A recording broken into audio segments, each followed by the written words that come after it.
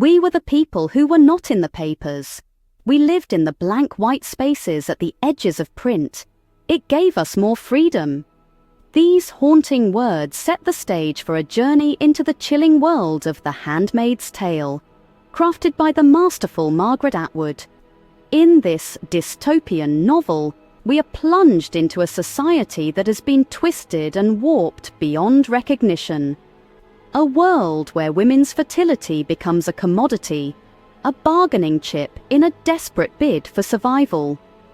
Here, fertile women, known as handmaids, are forced into a life of servitude, their bodies used to bear children for the ruling class. Their identities stripped away. They are reduced to mere vessels, their worth measured only by their ability to reproduce.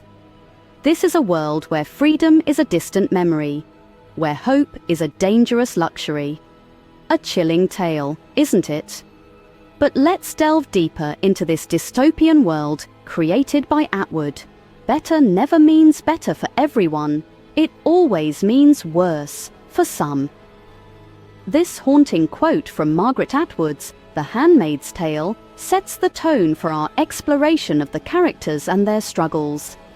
In the midst of a dystopian reality, we find our protagonist, Offred.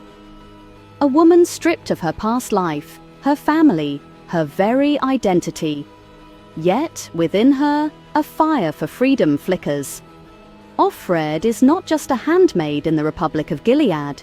She is a symbol of resilience, a testament to the human spirit's indomitable will to survive.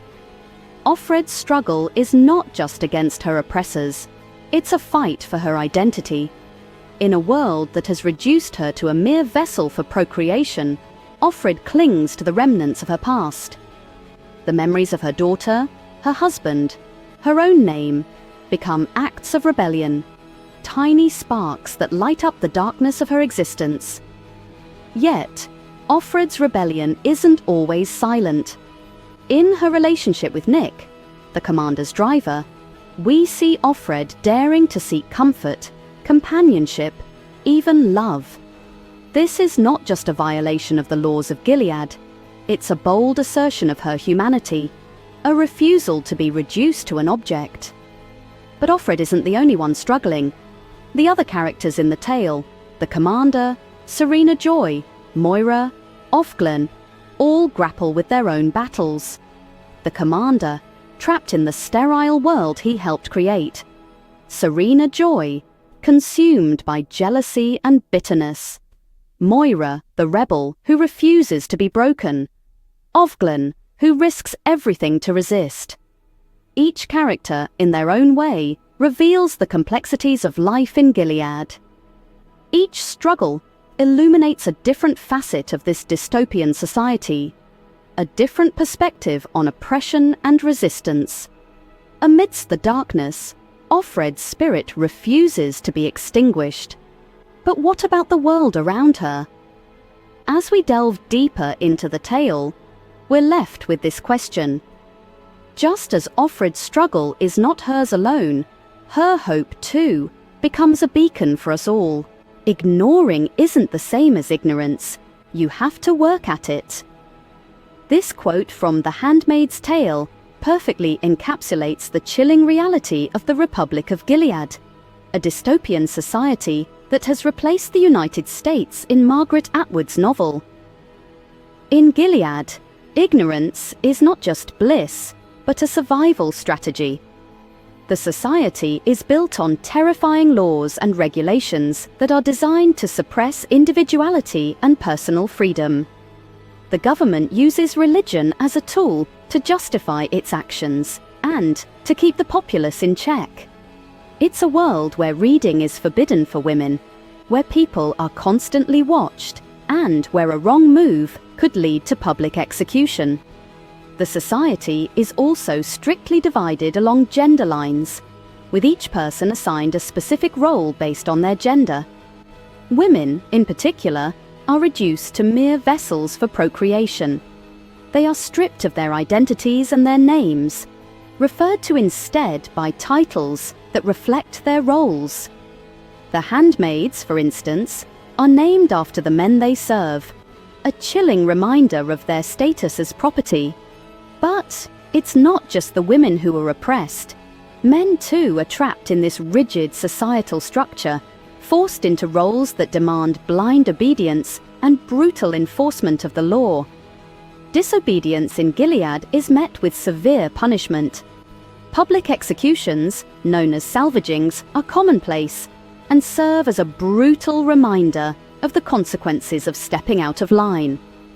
The wall, where the bodies of the executed are displayed, stands as a constant, silent threat to those who might dare to defy. Yet, even in this grim reality, there are signs of resistance. Secret networks operate in the shadows, people find ways to hold on to their humanity, and hints of rebellion start to emerge. Because, as Atwood reminds us, human spirit is resilient. It clings to hope, even in the most dire circumstances. A world where freedom is a distant memory. But amidst the darkness, hope flickers. No light to bastardis carborundorum. Don't let the bastards grind you down. This Latin phrase, a rallying cry in Margaret Atwood's The Handmaid's Tale, embodies the novel's central themes of resistance and survival. Atwood weaves symbolism throughout her narrative. Take the clothing, for instance. The colour-coded uniforms, from the handmaids' red gowns to the wives' blue dresses, are not mere fashion statements. They are symbols of control, delineating social roles and reinforcing the rigid hierarchy of Gilead. The theme of power and its abuse is glaringly evident. The authoritarian regime of Gilead, with its systematic oppression of women, represents the worst extremes of patriarchal control. Atwood also explores the theme of women's rights, or rather their absence, in this dystopian society. The handmaids, stripped of their identities and freedoms, are a haunting reminder of what can happen when human rights are disregarded. Atwood's novel is a poignant critique of totalitarian regimes and a powerful exploration of the human spirit. We thought we had such problems. How were we to know we were happy? This poignant reflection encapsulates the essence of Margaret Atwood's The Handmaid's Tale. The unsettling reality presented in the novel is a dystopian society, a chilling vision of a totalitarian regime that oppresses women and strips them of their identities.